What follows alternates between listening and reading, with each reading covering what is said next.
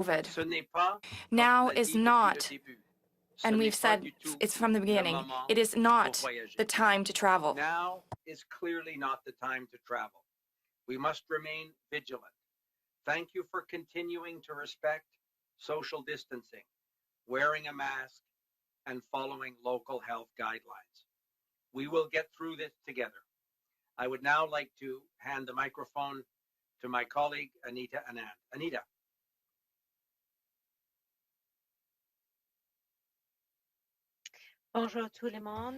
Good afternoon, everyone, and thank you very much, Dominic. I would like to recognize that I'm speaking to you from the traditional territory of many nations, including the Mississaugas of the Credit, the Anishinaabe, the Chippewa, the Haudenosaunee, and the Wendat peoples. I have a brief update on vaccine procurements. This week, we are receiving a total of 643,000 doses of Pfizer and Moderna vaccines, the largest shipment to date, and the majority of which have already been delivered. By the end of this week, a total of 2.5 million doses will have been delivered, and another 3.5 million are arriving in the month of March. My team and I are working tirelessly to accelerate the delivery of vaccines as quickly as possible. That includes ensuring that the 40 million Pfizer doses are delivered by the end of September. Despite a temporary disruption to supply chains, Canada will receive 6 million doses of vaccine prior to the end of March, as planned. A total of 29 million cumulative doses will be delivered before the end of June and 84 million prior to the end of September. These figures include only the 2 currently approved vaccines. Nous veillons à ce que les Canadiens We are ensuring that Canadians have access to vaccines as quickly as possible by moving ahead our long-term vaccine deliveries to vaccinate more Canadians. I would also like to take a moment to address vaccine security. Just as there is a significant amount of disinformation circulating about vaccine deliveries and safety, there are, unfortunately, some individuals looking to take advantage of the hyper-demand globally for vaccines. My department of PSPC has verified every officer it receives with the vaccine manufacturer directly. In many instances, after contacting the original vaccine manufacturer, these purported intermediaries are referred to the RCMP for potential fraud investigation. We take the safety and security of the vaccine supply chain very seriously. Rest assured that I and my team follow up on every legitimate offer of vaccines and refer all suspicious offers to the appropriate authorities. Deliveries of vaccines are resuming in significant numbers and will continue to increase in the months ahead. Our plan to have enough vaccine for everyone who wants one by the end of September is working, but we are not out of the woods yet.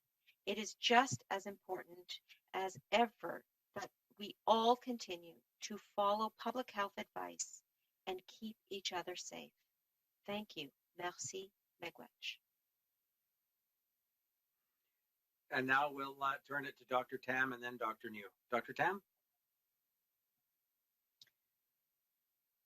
Thank you, Minister. So, bonjour à toutes et à tous. Good afternoon, There everyone. have been 849,517 cases of COVID-19 in Canada, including 21,723 deaths. Disease activity and severe outcomes continue to decline nationally, and there are now just over 31,000 active cases across the country. Over the past week, on average, about 2,900 new cases and 54 deaths were reported daily. In our hospitals, under 2,400 people with COVID-19 were being treated each day, including about 530 in critical care. There are now over 849 variants of concern cases, including 780 B117, 39 B1351, and 1 P1 variants. Overall, we're still doing well, but things could change rapidly, as we have seen recently in Newfoundland and Labrador, where highly contagious variants of concern took hold when public health measures were less stringent. Provincial public health authorities knew something was different when cases escalated over a matter of days, even before laboratory evidence confirmed the presence of the B117 variant. There are also international examples from the United Kingdom and Ireland, where an exponential trajectory occurred following the emergence and rapid predominance of the B117 variant of concern. These areas had public health measures in place, but it proved insufficient to control the spread of a highly contagious variant. Achieving the best case scenario with highly transmissible variants in our midst requires us to continue being vigilant. Any easing of public health measures must be done slowly with enhanced testing, screening, and genomic analysis to detect variants of concern. In particular, there must be sufficient contact tracing capacity and supports for effective isolation, given increased transmissibilities of these variants of concern. As we head into spring, vaccination efforts will continue to ramp up, bringing us closer to widespread and lasting control. Recently, we've seen some very encouraging early reports of high vaccine effectiveness among long-term care home residents and healthcare workers in Canada. This gives us hope that those at highest risk of severe outcomes or exposure are benefiting from priority vaccination. Until vaccine access expands to protect all Canadians, our best means of control continues to be our collective effort to slow the spread through enhanced public health measures combined with individual prevention practices. Controlling COVID-19 may not be easy, but we are stronger together. Bonjour à toutes et à tous. Good afternoon, everyone.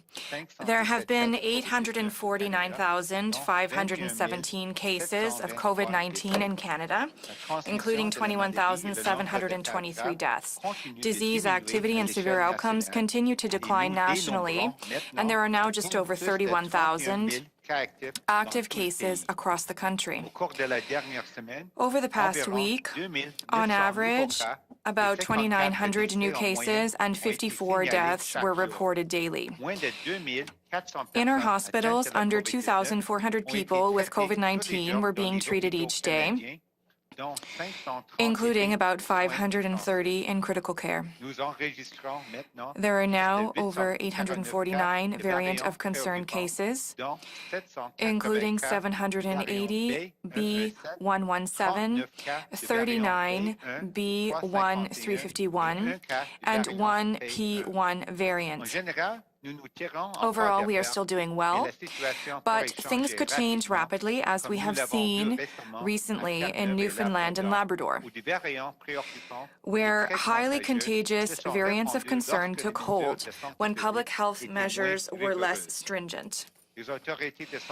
Provincial public health authorities knew something was different when cases escalated over a matter of days, even before laboratory evidence confirmed the presence of the B117 variant. There are also international examples from the United Kingdom and Ireland, where an exponential trajectory occurred following the emergence and rapid predominance of the B117 variant of concern. These areas had public health measures in place, but they proved insufficient to control the spread of a highly contagious variant. Achieving the best case scenario with highly transmissible variants in our midst requires us to continue being vigilant. Any easing of public health measures must be done slowly, with enhanced testing, screening, and genomic analysis to detect variants of concern. In particular, there must be sufficient contact tracing capacity and supports for effective isolation given increased transmissibility of variants of concern. As we head into the spring, vaccination efforts will continue to ramp up, bringing us closer to widespread and lasting control. Recently, we have seen some very encouraging early reports of high vaccine effectiveness among long-term care home residents and healthcare workers in Canada. This gives us hope that those at highest risk of severe outcomes or exposure are benefiting from priority vaccination. Until vaccine access expands to protect all Canadians, our best means of control continues to be our collective effort to slow the spread through enhanced public health measures combined with individual prevention practices. Controlling COVID-19 may not be easy, but we are stronger. Thank you.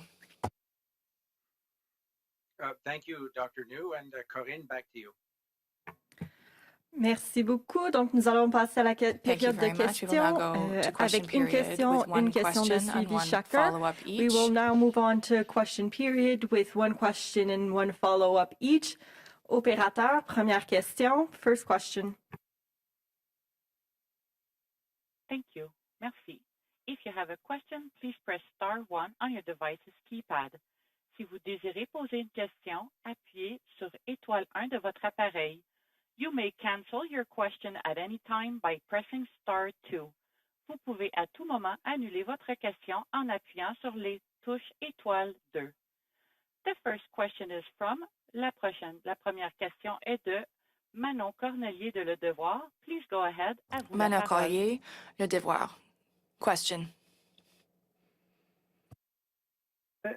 C'est American Express Global Travel, ou je sais pas trop, qui s'occupe des appels. American Express Global Travel is responsible for a hotel responsible for quarantine. Was that given without a competition, or was it given with a competition?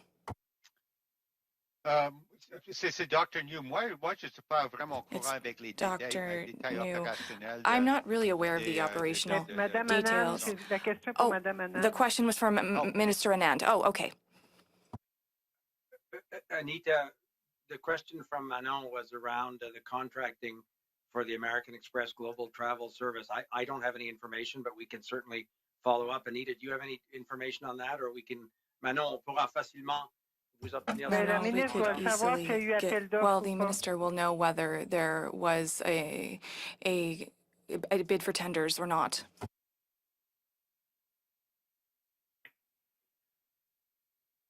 My belief is that there was. Okay. Excusez-moi. Je pense Excuse me, I think there was. I think there was a competition, but I will have to check and follow up with a response. And why was the contract given to the private sector? We use a private contractor for that and not a public service.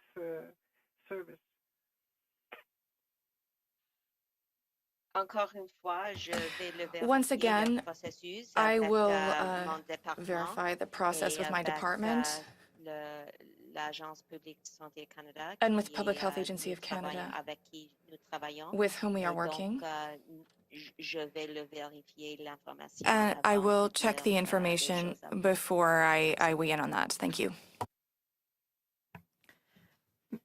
Merci. Thank you. Next question. Prochaine question. Thank you. Merci. The next question is from La prochaine question est de Mia Robson from the Canadian Press. Please go ahead. À vous la parole.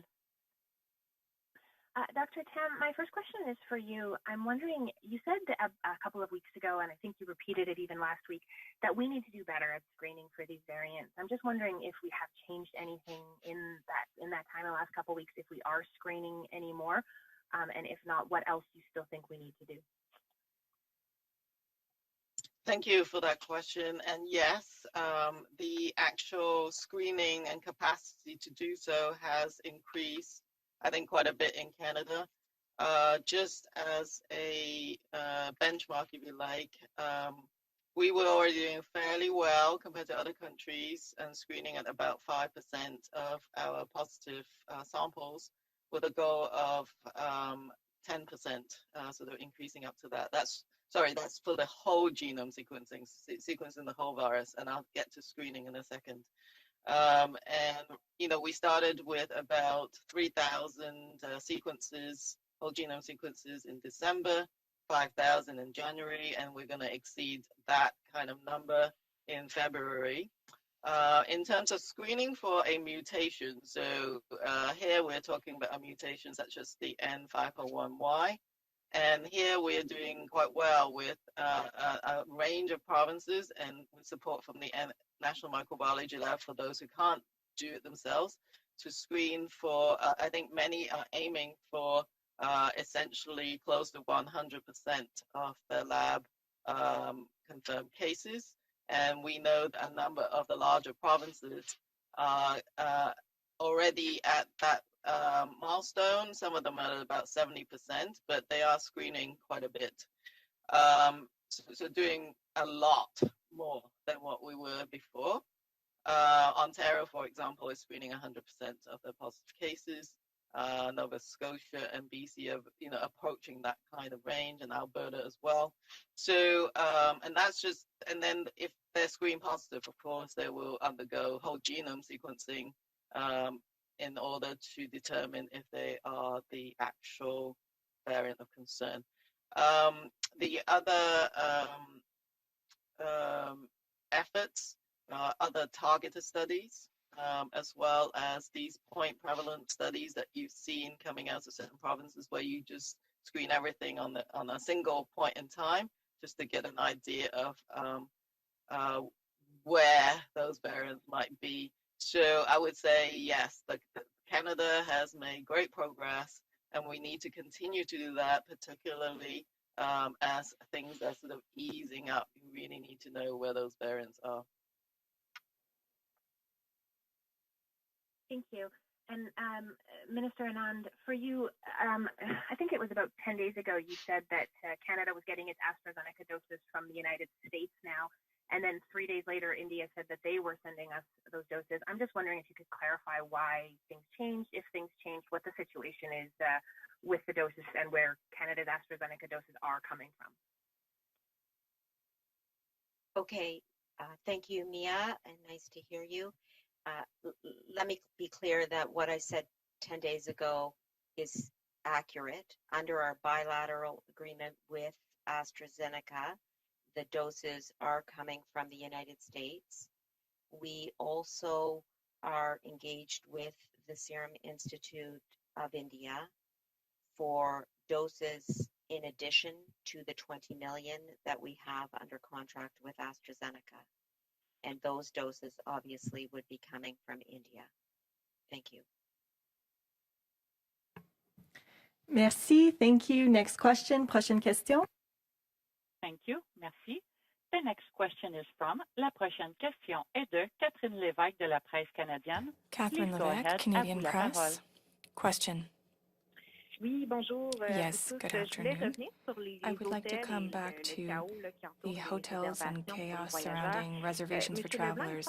Mr. Leblanc, there seems to be confusion with travelers who were unable to obtain hotel reservations before. So I was wondering if you could tell us whether there is a $3,000 fine if they were unable to make reservations, and if they are unable to, and it takes them several days, to, whether they can get assistance from public servants. If you would allow me to put it into context, for a number of months, the beginning of the pandemic really, we have been encouraging and advising people to not travel. We were consistent and very clear on that matter. We also have said for a number of months that the rules surrounding quarantine and testing could change with very little notice notice, and on a short notice, based on additional measures that could protect the Canadian population against COVID-19. The Public Health Agency of Canada entered into a contract with American Express for the matter of hotel room reservations for some hotels upon arrival. We understand the frustration of people that there might be long waits to reserve a room. We are working on improving these statistics for wait times. But we were also clear that people who did not follow the requirement to reserve their hotel room in advance following a testing would be subject to a fine imposed at the discretion of a CBSA officer, for example, at the point of entry. And we clearly said that there would be fines attached to people who did not fulfill this requirement. And we encourage everyone also to not call to reserve hotel rooms if they do not need a room in the 48 hours following the call, not weeks and weeks in advance, because that means that there may be 25 calls on a given day. My point was that we spoke to travelers who attempted to meet the requirements to stay in a hotel, but they were never able to get through. So I wonder if everyone has tried everything and spent hours on hold trying to reach an agent and book a hotel room, would they be subject to a fine rather, if it's up to the CBSA officer? Well, yes, you're right. The fines rest in the hands of CBSA officers, for example, at the point of entry. Politicians are not the ones who decide. The discretion rests in the hands of the CBSA officer, who is responsible for applying the act. I would imagine that that discretion could be used intelligently, and we expect that to be the case. But we also expect Canadians to take the necessary measures to have these hotel rooms booked before their arrival in Canada, and that is in the interest of protecting Canada and Canadians against COVID-19, and it's consistent with what everything we have said for a number of months now about the need to increase protective measures, and this is one of them, which was necessary in our judgment, and which other jurisdictions have also adopted. Merci, thank you. Next question, prochaine question. Thank you. Merci. The next question is from La prochaine question est de Mackenzie Gray de CTV News. Please go ahead. À vous la parole. Hi there. My first question is for Minister LeBlanc. Minister, a lot of people are concerned about the province's ability to roll out the vaccines. The Prime Minister has been asked about this before, and he said that the province has reassured him on many occasions that they have it well in hand. Has the federal government given offers to the provinces to help with the distribution of vaccines at any point? And can you confirm that they didn't accept your help? So I think the Prime Minister was accurate when he said that on a number of occasions, the premiers have reassured him that they have the necessary human resources, healthcare professionals to administer a significant ramp up in terms of vaccine deliveries over the next weeks. My colleague Anita Anand, I think, described the very considerable increase in this week and over the coming weeks in terms of the hundreds of thousands of vaccines that will arrive in Canada. We've taken note that the provinces have called on the Government of Canada to deliver as quickly as we can all the vaccines that we can to them. That's exactly what we're doing. But we're also told by the Public Health Agency of Canada that the planning, the cooperative efforts as between General Fortin and his team, for example, and health authorities in every province are in fact very reassuring. The government of Canada has said to provinces from the very beginning that we obviously are more than happy to support them in any way they think would be constructive. That's been the ongoing dialogue and planning exercise between General Fortin and his counterparts in every province and territory. So we stand ready, of course, to support provinces, but we're also very confident that the provinces have plans in place that will effectively and efficiently and safely vaccinate the hundreds of thousands of Canadians that will be able to get a vaccine in the coming weeks. My follow-up question is for you, Minister LeBlanc, and I'd like to hear from Dr. Tam on this as well. Yesterday, Boris Johnson in the UK said that they're targeting June 21st to lift all restrictions in the UK. I know the government said time and time again that we're going to have enough vaccines in Canada by the end of September to vaccinate everybody. So is it fair to say that some point after that date that we will be able to lift all restrictions and return back to some semblance of normal life? So I'll answer, and then Dr. Tam may wish to add something. We took note of Prime Minister Johnson's comments with respect to the United Kingdom. Obviously, the decision in terms of public health measures, lockdown measures in Canada are in the hands of provincial authorities. They are assessing on an ongoing basis based on public health advice that they receive, and Dr. Tam and her colleagues are obviously in touch on a very regular basis on all of these matters. So we recognize the understandable sentiment of Canadians that there is a huge desire to return to some semblance of a pre-COVID normal. But we've also said from the beginning that has to be based on the public health advice, the local public health advice, the case counts, the number of hospitalizations, all of these factors that are properly in the hands of experts and scientists and doctors that should inform provincial authorities with respect to these decisions. So we don't, as a national government, purport to set a specific date that would obviously be in the jurisdiction of provinces and territories, but we'll continue to work collaboratively with them, obviously, to do everything we can, particularly in terms of vaccinations, to ensure that we get every Canadian who wants a vaccine vaccinated as quickly as possible. Perhaps Dr. Tam would like to add something. Yes, so I think we're very encouraged by some of the vaccine effectiveness data, as you've seen, coming out of the United Kingdom. And I think some of the basis upon which some of those comments were made. But there were caveats to those comments too from the United Kingdom.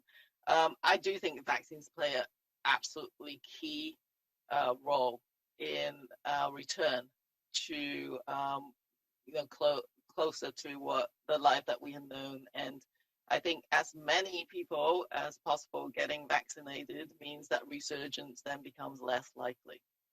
And even before September, I think depending on a number of factors such as vaccine uptake, ongoing monitoring of the variants and how vaccine coverage is provided as the virus could always change over time, of course, but that I think we will see the ability to shift some of those public health measures as the months go by.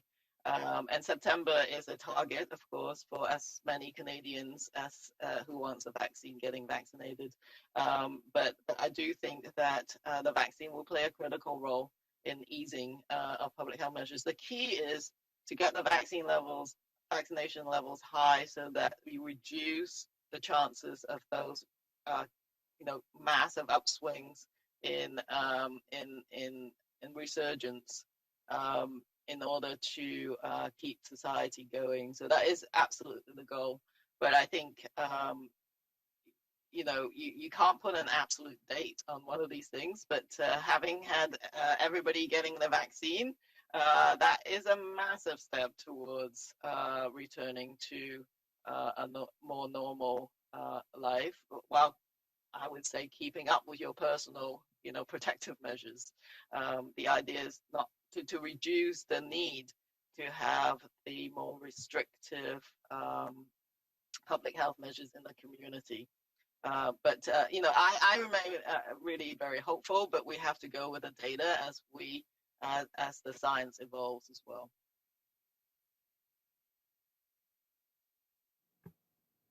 Merci. Mr. LeBlanc, were you trying to say something? You're on mute. Okay, merci. Prochaine question. Next question. Thank you. Merci.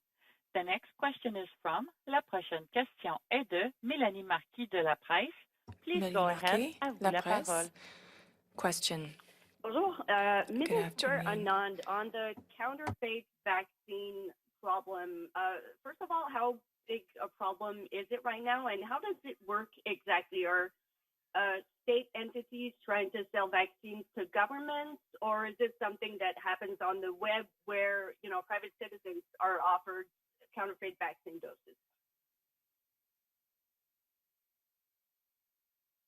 Thank you for the question. I missed the first part of what you said, though. So I'll answer the question that I heard, and if I've left anything out, you can ask again. The entities that are coming forward include a number of different types of organizations and suppliers, individuals, corporations, and other intermediaries. So they are an eclectic group of suppliers, and they're coming to us through an eclectic means, whether it is through emails that we are receiving or phone calls, and we are taking all of these offers seriously, and when there is a reason to believe that the offers are fraudulent, the matter is referred to the RCMP. And I want to mention also that our national security advisors are also apprised of the importance of maintaining the integrity of the vaccine supply chain. Across government, we will continue to guard our vaccine supply chain very carefully and ensure that Canadians receive vaccines as soon as possible.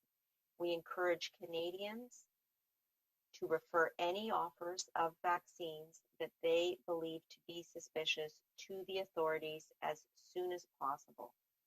And finally, we are in regular touch with our suppliers, and so we are able to verify what supply is legitimate and who in particular has legitimate doses. Thank you.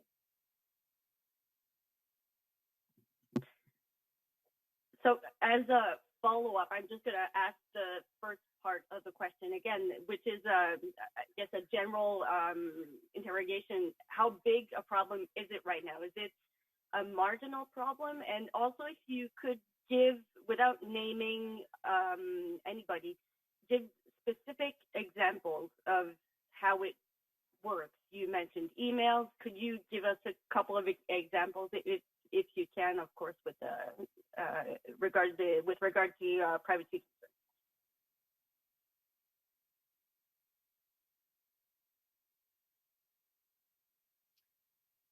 So the examples that I have already given are the ones that we are receiving. For example, emails of offers of AstraZeneca and offers via phone calls as well to our department. And we make sure that we are verifying what is a legitimate offer of supply and what is not. And in terms of the question about how large a problem is this, we continue to have access under our bilateral contracts with 7 suppliers to up to 400 million doses of vaccines for Canadians. That will not change, and that is not affected by the security issues that I am raising. The reason I'm raising them, however, is because The federal government isn't the only person or body that is receiving those quote-unquote offers of assistance. To my knowledge, they are being offered across the board, and we are worried that provincial governments or municipal governments and other purchasers may be receiving these offers, and we just want to make sure that the RCMP is aware of the potential fraudulent nature of these offers. And as I said, this isn't just a matter of procurement. These are national security issues potentially, and as a result, our national security advisors are also apprised of the importance of maintaining the integrity of the vaccine supply chain, and they will, as they always do, ensure that we are making sure that the vaccine supply chain is seeking to be protected. Thank you. Merci, thank you. Next question, prochaine question.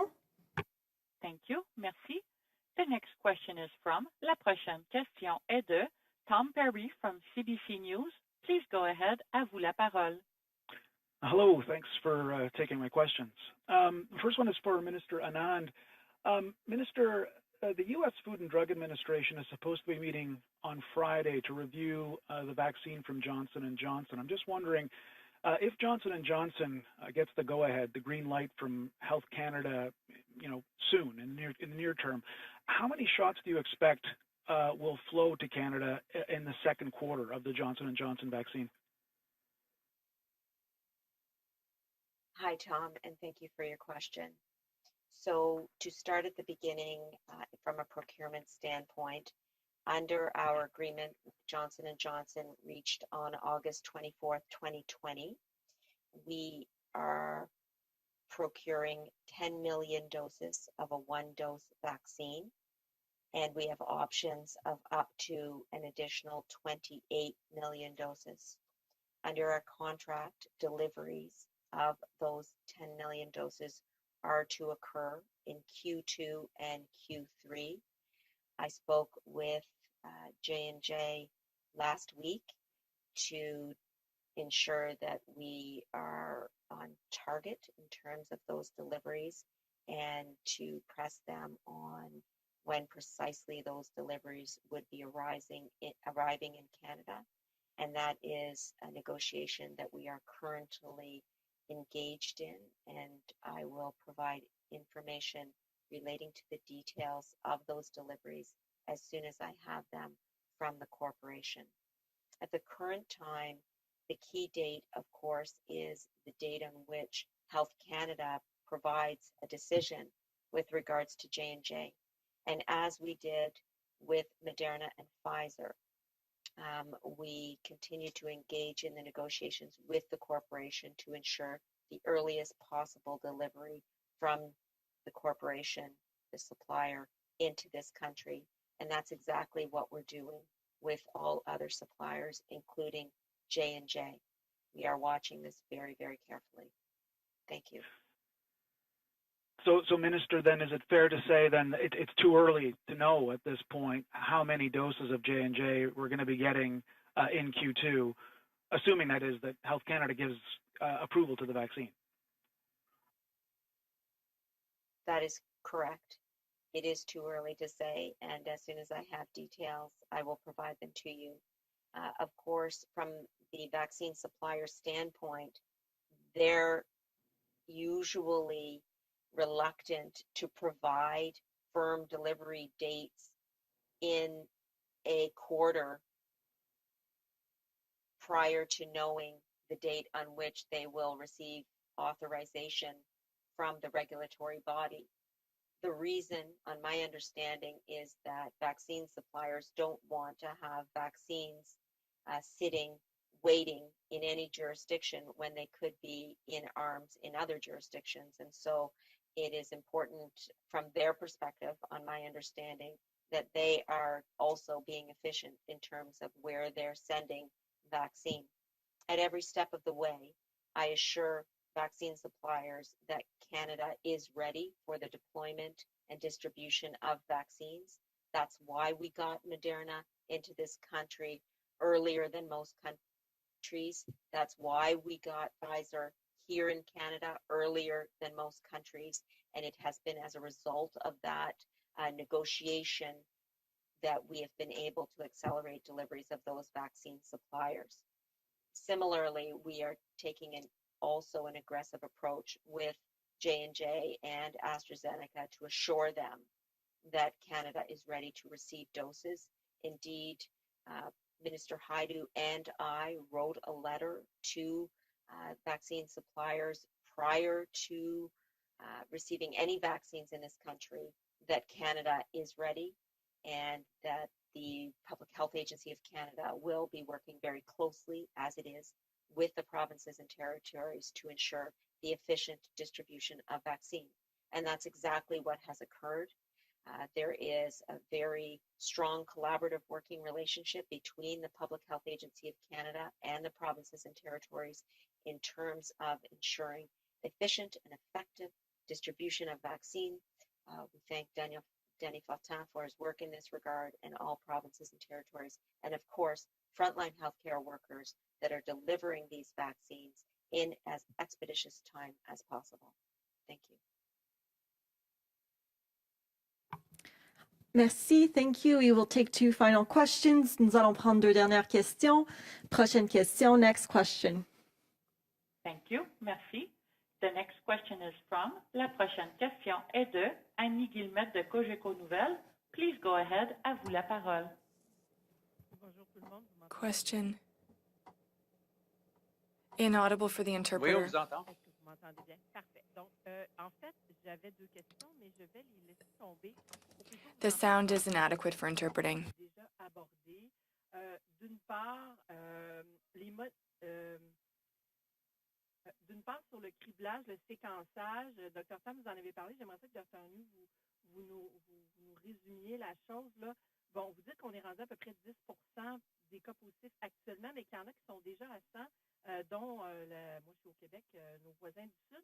Donc, je voulais juste vérifier, c'est quoi l'objectif? Est-ce qu'il est vraiment de cribler ou de séquencer 100% des cas positifs pour avoir un vrai portrait de nos cas suspects de variants?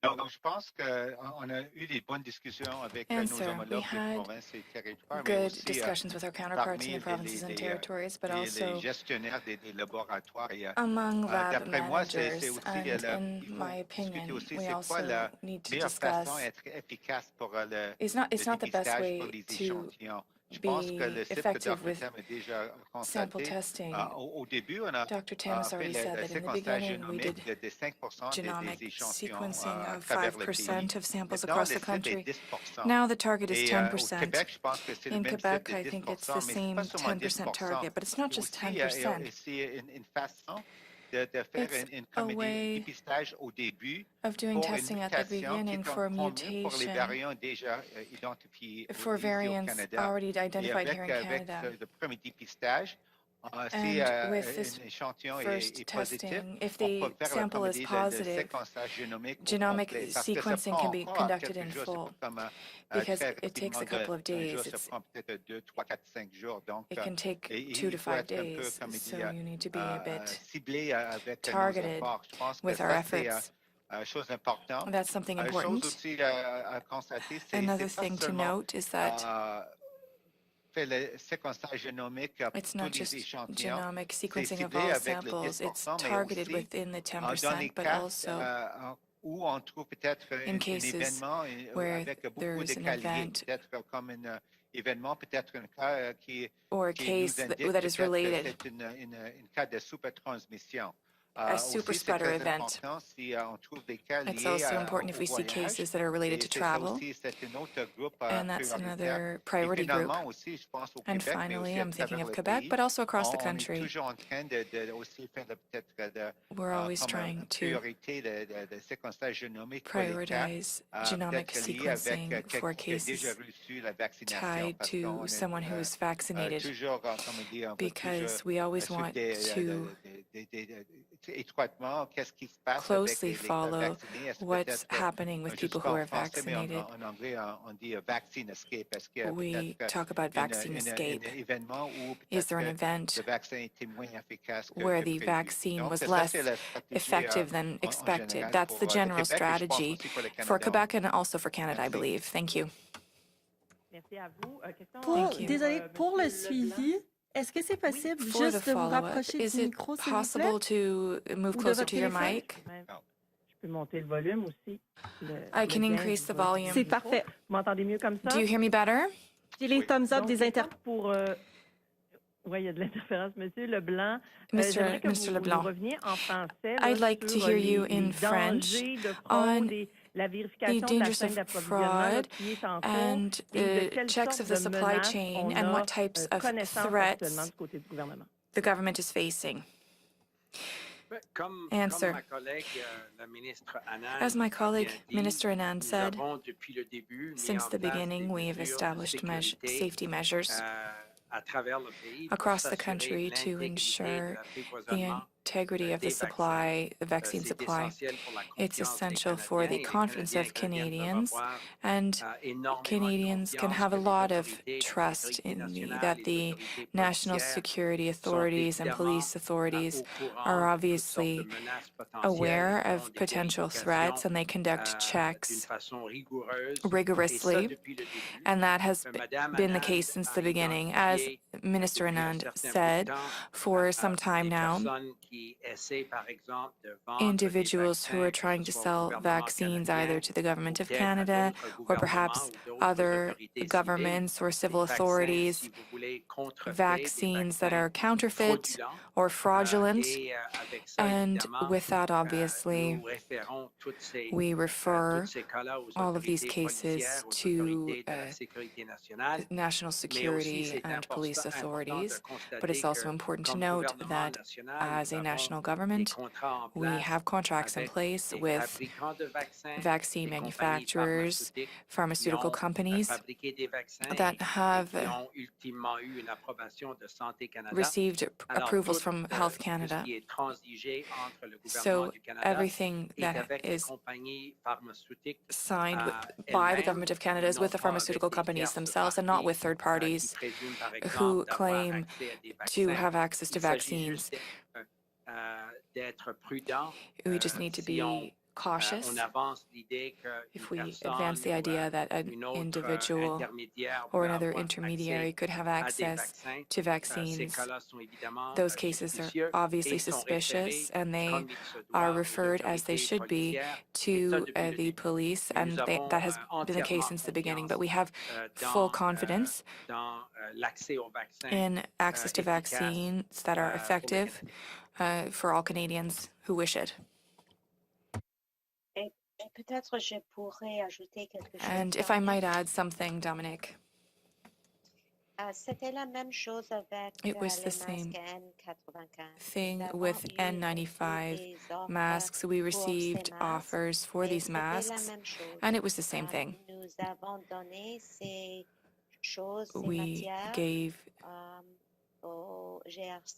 We referred the matter to the RCMP, and we are doing the same thing now with vaccines. Thank you. Merci, thank you. We have one final question. Il nous reste une dernière question. Opérateur, à vous. Thank you. Merci. The last question is from, la dernière question est de Rachel Gilmore from Global News. Please go ahead. À vous la parole. Hey there. So first and foremost, I wanted to ask about the R rate in Alberta. It's recently jumped back above 1, and I'm wondering how big of a concern that is for you to see an R rate above 1, given the potential for rapid spread from the new variants that are already circulating in Canada, and what your message would be to the people in provinces that are reopening and allowing things like indoor dining once more as these new strains continue to spread and we see these R rates. Thank you for the question. It's Teresa Tam here. And I think that is one of a number of indicators that needs to be tracked by public health and taken together to look at the trajectory of the pandemic in the specific jurisdiction, but it is one of the parameters. So the RT reproduction number, again, tells you that one person is passing it on to just slightly above one person, which means the epidemic will be growing or is growing. And so at this juncture, where variants at play, provinces and local health authorities need to be extremely careful about the easing of the measures and have enough testing, tracing, as I said, genomic sequencing capacity in place, and not be not sort of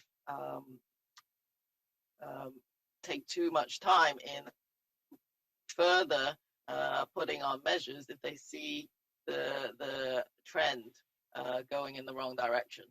And so it is but one measure, but what you want to see when you're easing measures is that the RT number is kept below 1 in a sustained way for a number of weeks. So they have, everyone who's got this reproduction number that's higher than 1 needs to be extremely careful with public health measures. And as I've said in my last number of weeks, that now is not the time really to release things too fast, because we're just getting the vaccination going and there's variants circulating. So I think it is but one measure, but it's an important one to take into account.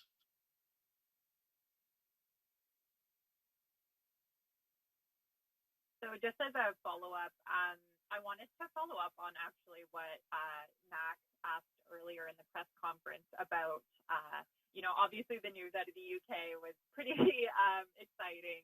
I think a lot of people heard that and started imagining themselves back in bars and normal life resuming.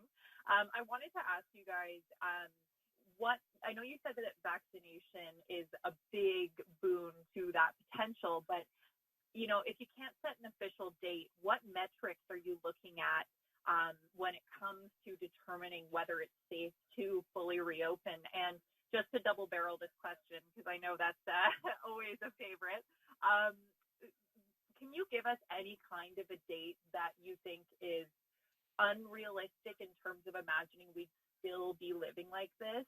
Is summer 2022 definitely going to be back to normal? Christmas 2022, I'm just kind of looking to see if you have any broad indicators and what metrics you're using to gauge that.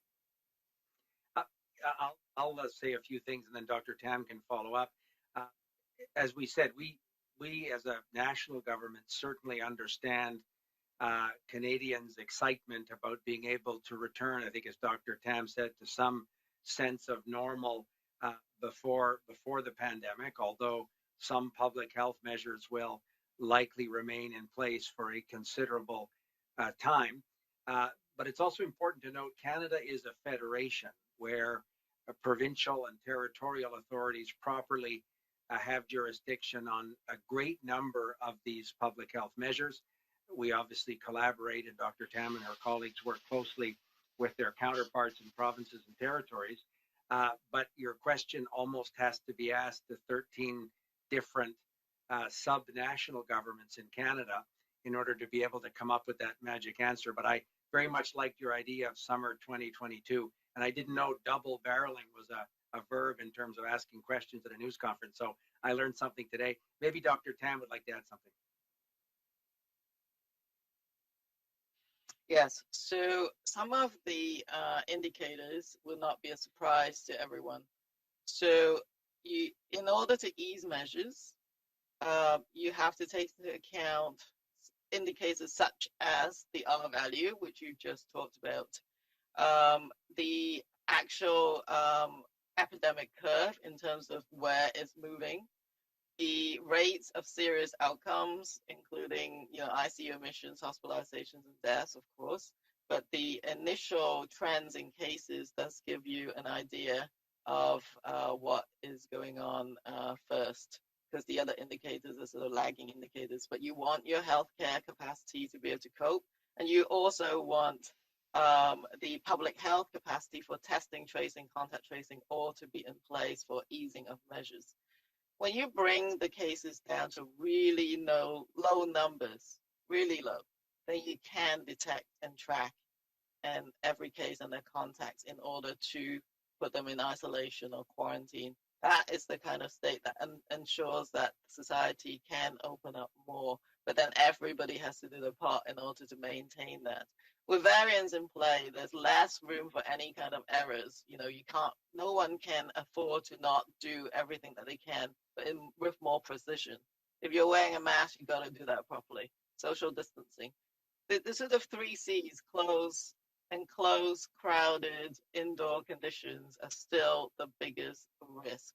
So I think until vaccinations are well underway and all the way through the sort of next months, you're not going to be able to do that kind of gathering for non-essential reasons. So I think for now, Canadians should still focus on rolling up your sleeve when it's your turn, and keep up with those measures and do it as diligently as possible. I think, some of the other measures, what we don't know out of all these indicators is, what kinds of vaccine coverage levels will achieve sort of community protection. That we will see over time. As you've seen, data is arising every other day from international and other sources. We will be able to tell Canadians the performance of these vaccines, not just reducing incredible results in reducing illness and severe outcomes, whether it would reduce transmission or not will come, I think, in due course. So we just need to be a little bit patient. Right now, because of the vaccine supply, we just sort of keep on going with that vaccine coverage. But I do think that, this period of time, as I said, this first quarter is going to be very difficult. First quarter is 2021. Next quarter, more vaccines. There'll be much more abilities to be able to titrate some of your public health measures as well. As spring comes along, people can go outside. Big difference. Right now is, as Minister LeBlanc also said, is stay put, staycation, don't go on March break, do all that we can so that the vaccine has a runway to take its course, and just keep your eye on that. And I do believe that between now and September, we're going to see some really great impacts from vaccines. But the variants could give us a sort of surprise. So, it may not be the 3 that we're tracking now. There could be others. So building up that infrastructure to detect them is very important. The other thing is that September is a good time point to aim for as well, because at that point in time, you need to be ready to ensure that you're not going to get a giant fall winter wave the next time around. So getting that vaccine is important, and all the other measures, so that heading into the next winter season, we can reduce the need for really restrictive measures. So while I believe we would still have to maintain some of those infection prevention and control practices, what you want to do is go into the next fall and winter season with the confidence that you don't have to do, really strict lockdowns, but remain vigilant, because this virus, I'm sure we haven't seen the last of what it might deal us in terms of surprises, and we just need to be prepared for the realistic worst case scenarios. Yeah. It's Howard New here. Maybe I'll just add one additional point to what Dr. Tam said, is that, if people talk about when we can return to our pre-COVID life, I think the additional point I would make is that, hey, it's a global pandemic and we're so interconnected, with everyone else around the world, that really we can do what we need to do here in Canada. But as we said before, no one is protected till everyone's protected. So I think, we need to do what we need to do in Canada in terms of vaccination, but we also need to be mindful of what's happening around the world, ensuring equitable access to vaccines in many other countries, because, with travel and all these other measures we have at the borders in different countries, I think if we really want to return as much as possible to the sort of the world as we knew it before COVID, we need to also have a global view in terms of what we can do to contribute to sort of a global sort of response, rather than just looking inwardly in terms of what we're doing here in Canada. So that's the only other additional point. Thanks. Merci à tous. Ceci met fin à la conférence de presse d'aujourd'hui. Thank you, everyone. This puts an end to today's press conference. Merci beaucoup.